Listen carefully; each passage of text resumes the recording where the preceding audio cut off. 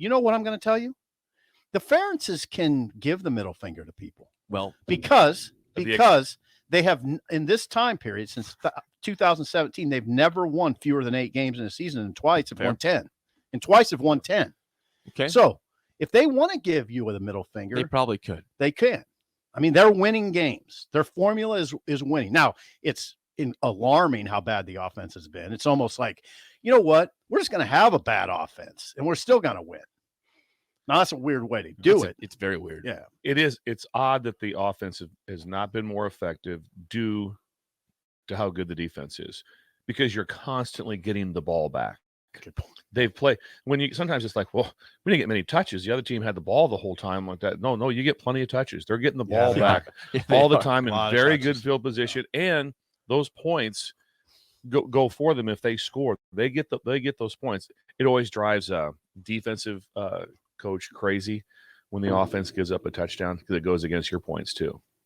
It goes against your points, but so there is an actual point scored against you. There is an actual, but the one that goes down that everyone reads. Yeah. So if your offense gives up 4 pick six or whatever it is, that goes against you. Oh, absolutely. That sucks. Oh yeah. We didn't even do that. Yeah. It wasn't us. His defensive coordinator takes that shot. Take that. Yeah. So it's interesting. I'll tell you. Game for you. Yeah, really. Look how those points were scored. Yeah, you don't get to say that. You don't get to announce it like on ESPN. Like, excuse me, we're gonna have a call-in section for all the defensive coordinators where the offense gave up points and have them talk to us. That doesn't happen. Partly the reason we're having this conversation is because the Hawkeyes, Jake, averaged 251.6 yards per game this year, 251.6, which is the Big Ten's lowest mark since Kirk Ferentz took over the program in 1999. Oh my God, in 1990, in 1999. That's the lowest output offensively in the Big Ten since 1999, 251.6 yards. And they averaged 17.69 total points per game, which was 123rd in the country. So still 8-5. Again, that would not be offensive points, though. Right. That would not be. They averaged under 17 offensive. That's amazing. Which, when I started coaching, like back in way back when, the goal to play elite defense was to hold a team under 17. That means you were playing that it's changed now. If you held a team under 17 points, you felt you were playing elite defense. That was their average. If you could play the Broncos and the Hawkeyes every week, it would be great for your defense. It would be. The Broncos averaged 16.9 points this year. in the NFL, a high-scoring league. They averaged 16.9 last in the NFL. Oh, last by a long ways, I think, too. Actually, it to be that low in college is much more difficult. It's probably true. Why? Because you're going to have 2 or 3 games that you're going to score a lot of points in. The NFL is all NFL. Yeah. You don't get to play. It's you don't get laughed. Like, well, what do you guys got? Well, we got 2 XFLs and a USFL to open up, and then we're going to start the league. No, it's not. So you have games. That's why you'll see some teams you look at going, they're not playing that great, but they're averaging 44 a game. Well, they probably beat some lower level FCS teams 60-something to 4 or whatever. Gave up a couple safeties, but still hung in there. Yeah. But Kirk Ferentz says, he does say, I think we've got the right guys, the right coaches and players. He does, in a sense. So you would say he's not really owning it. Yeah, he does own it, though. He says the whole idea right now is to move forward and fix it. Now, to fix it, they have added Cade McNamara, the Michigan quarterback, who lost the job to J.J. McCarthy. They've added Eric All, Michigan tight end, good player. A couple of offensive linemen in Rusty Feth from Miami, Ohio, and Saginaw Valley lineman Dejon Parker. So they've got some pieces coming in. They do. But still, I mean, the fact that Brian Ferentz is still employed is incredible. After all that, with the numbers, you just said, I know I hate to the lowest since he entered the conference in '99. See now that there is that. Now hold on, Bill, just give me a second here. Jake, you have to acknowledge Kirk Ferentz's argument on the contrary. They're winning games in spite of the offense. Nobody's getting fired at Nebraska if they win between 8 and 10 games, right? Frost will still be here. He would be, but I mean, so yeah, I mean, if the offense was averaging 17 points per game, you don't think they'd make a switch there, even though they won 8 games? I have to tend to agree with you on that. I think that they would make a but I change, get saying the- we could be better. But I understand at least the other side. They are winning. But it's not They at went all. to a bowl It's game. not at all because of Brian Ferentz. No. They got 8 wins in spite of the offense. If They've they had been winning if they despite had the a offense. competent offense, they might have won 10 games this year. They've been winning despite the offense since he's been calling plays. Also, what should be happening is people should be carrying like bales of money into Phil Parker's house. Yes, and LeVar Woods, both yes, guys. like just carrying money in there to him like that, especially for Parker. I mean, what he's done because Phil Parker for what he's done is same thing on defense. Well, the offense isn't moving the ball at all. So guess what the defense is? They're always out there. They're not. It's not like, well, we got a couple long drives here, going to kind of chill out. That wasn't happening. They had to go with a lot of snaps. They didn't run the ball. They didn't run the ball well this year. They didn't do anything well offensively. Not one single thing. Here's a text from Kyle in Iowa City on the text line. Ready for this? Iowa City. Wow. Yeah. Coming in hot right from the home base. Okay. Kyle says this. This is hilarious news. Brian Ferentz coming back is such a middle finger to everyone here. It's so funny to me. I don't even feel remotely bad for them. Rome is finally burning. Go Big Red. That's a Husker fan in Iowa City who's enjoying the middle finger Iowa's putting to their fans by bringing Brian Ferentz back. Also, which we didn't know, I didn't know until today because the great research by Jake was that the head coach just got renewed in 22. To 29. So he's through 29. That's right. It's almost like the first Infinity contract that ever got handed out. Yeah. And so that also allows him to be like, this is what I'm going to do, and I don't care. What are you going to do about it? He's the king. I'm winning games. You can and he does. He's won games. So he does in the coaching world. That you're very, very happy for someone like Kirk Ferentz on getting his stability, because there is so much in this. This is when you get into this business. This is reality TV.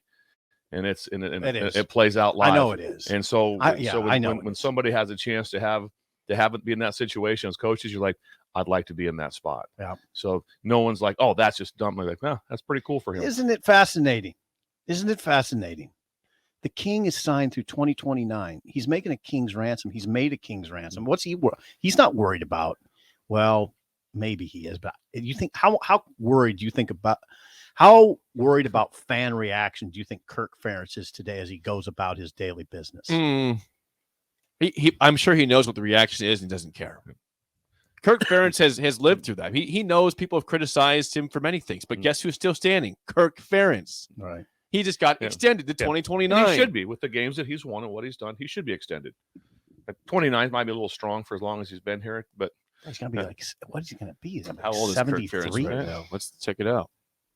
I think he'll be 74 or 5 in 2029. That's my guess. I have no idea on that. He is 67 years old. Okay. And turned 68 in August. So, Okay. He'll be well into his 70s. He will be. Yeah. Which Nick Saban's in his 70s, and he's performing well right now. Yes, he is. Should we go to a caller? Yes, let's get a call at 402-464-5685. Brian, you're on early break. Yeah. Is that Brian first? No. Brian. Is that Brian dropped off. Oh, maybe it might have been Brian Ferentz. Is that Brian Ferentz? That'd be awesome. Well, he hung up, maybe he got criticized. Might be Joe. Joe calling back. Maybe Joe calling us Brian. Hey, Brian. That's Brian here. You could say to Brian Ferentz, Sipple's got your back a little bit here. Just calm down. Calm down, big boy.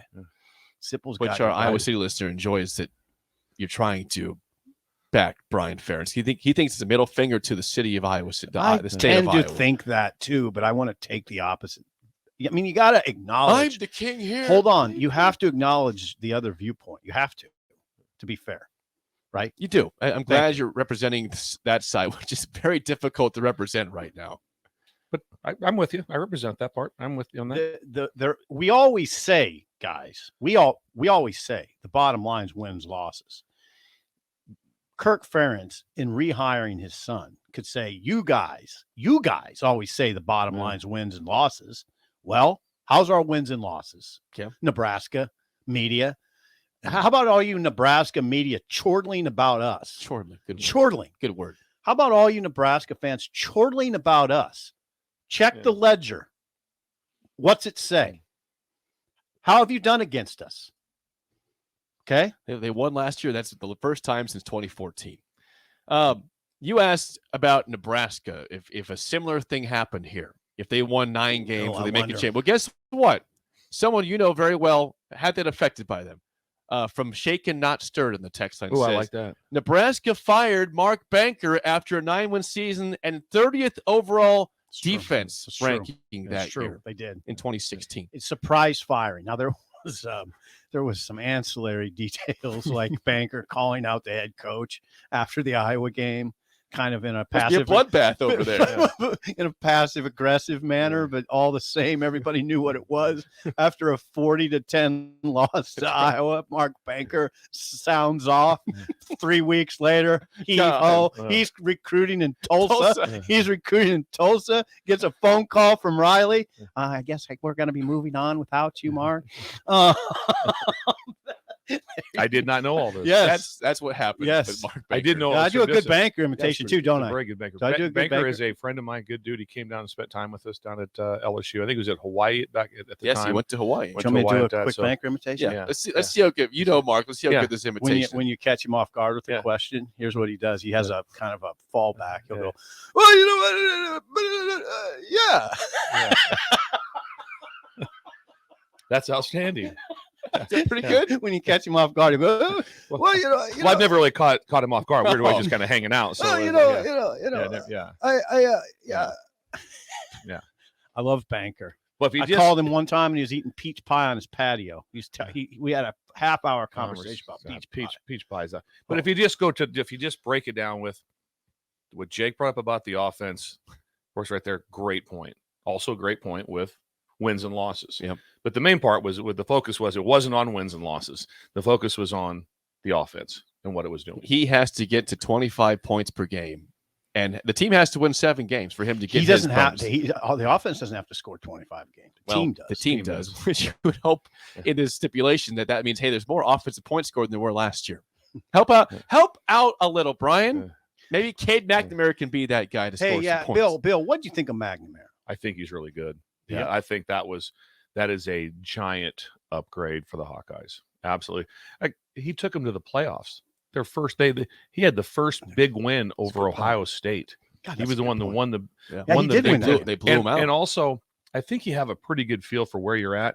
He was legit, extremely upset about how the thing went down with the change of quarterbacks. McCarthy winning the job. It was kind of like, I didn't even so much one. It was more kind of, went like this. I think he never got over that. I don't know if he ever felt that he was, had a fair shake in the situation. I don't think he did. What about All? Eric All. Do you remember him?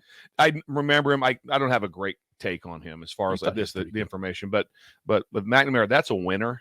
You like McNamara, don't you? Yeah, I like him a lot. That's a good addition. And plus offensive, there's a lot of carryover.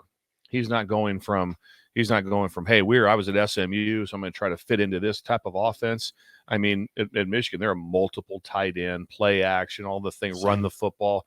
So the fit for him, he did a very intelligent job of where he needed to fit to be able to do that. So I think that's a big upgrade for them. McNamara has a no doubt chip on his shoulder for this season.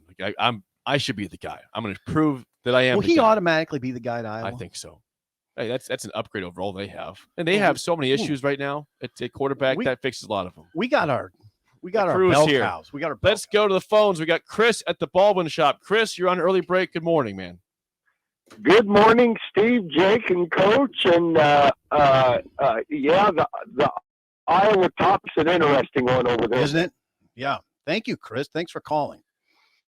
Oh, you're welcome, guys. That's a strange situation over there. Strange set with Kirk Ferentz and Brian Ferentz, and you would think that probably 900 a coach with those kind of numbers would probably be shown the door, but it's his son.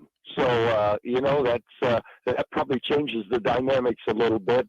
But, you guys, it's funny. Iowa, they just do what they do. They play good defense, special teams, not really spectacular on offense. Maybe some years they are. I remember a few years back, they they ran up 42 points in the second half on us and beat us by something like 56-14. And I credit a lot of that to the way we were playing at that time. Guys, now looking at the big picture, will Iowa ever win a national championship? No. They're not going to be that way, that good. And when the leagues change here in a couple of years, when USC comes in, UCLA, both seem to be on the fast track back to greatness. They say they add Oregon and Washington, because I do think they're going to add some other teams. I'd like to hear Coach's view on that too, Coach. Hey, teams, let's face it, guys, it's going to be tough. Teams like Nebraska and Iowa, I just fear, Steve, and my feelings on this, that we're just going to be picking up the scraps. I don't know how much of a dent we're going to make in this new world of college football going forward, but that's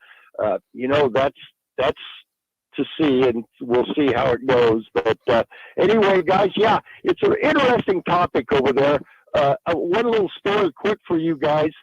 I was over in Iowa City in 1979, Hayden Fry's first year. My wife and I went over there with another couple from Nebraska City, and we watched, now Iowa had played the week before, 2 weeks before, in fact check me on this. They had Oklahoma and Nebraska on the schedule that year. And hey, Nebraska and Oklahoma were rolling at that time, as you guys might imagine. And I think that first game with Oklahoma, Iowa played Oklahoma pretty good that game, and we were over there sitting there. It was ahead of us, I think, into the fourth quarter by points. Nebraska pulled it out, and I remember Steve Jake, coach. There was some guy sitting behind us yelling, "This is Big Ten football. This is Big Ten football," yelling that the whole game. And I just got so sick of it. And finally, when Nebraska did finally go ahead, I think we ended up winning that game 24-21. But Hayden Fry had issued a little warning that first year that Iowa was going to be on the way back a little bit. But, guys, hey, anyway, great show. I'm going to hang up and listen. Thank you. Thanks, Chris. Yeah, okay. He does, Chris, God bless him, says Iowa's never going to win a nat title. Okay, he's right. You can say that about 95% of the time. Right now. Maybe more than that. I'm being kind. 95. Come on, Chris. 95% of the teams you could say that right now. Not going to win a national title. That's a problem for college football, in my opinion. I don't know what Bill thinks. I agree with that.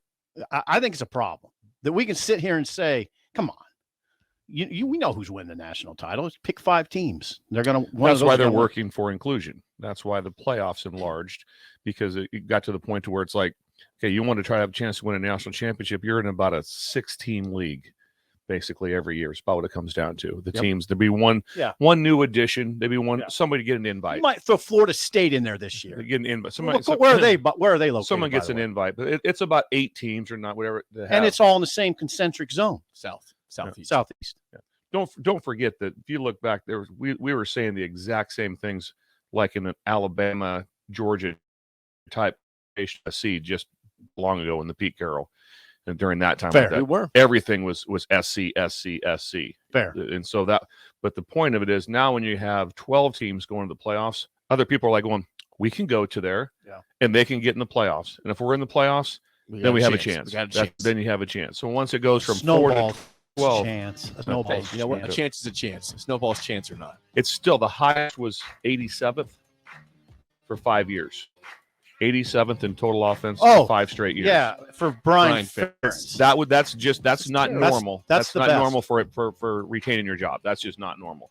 For a team that's winning games, that's not normal at all. If you were a defensive coordinator and your numbers were 87th in the country, or worse. Or worse for 5 straight, because they've had a lot worse than that, right? They were way worse. 123. 123. So if that happened, there's no chance you would be retained, unless your dad was the boss, the head coach. Yeah, which helps. Having Kirk there helps out a lot for O'Brien. Yes.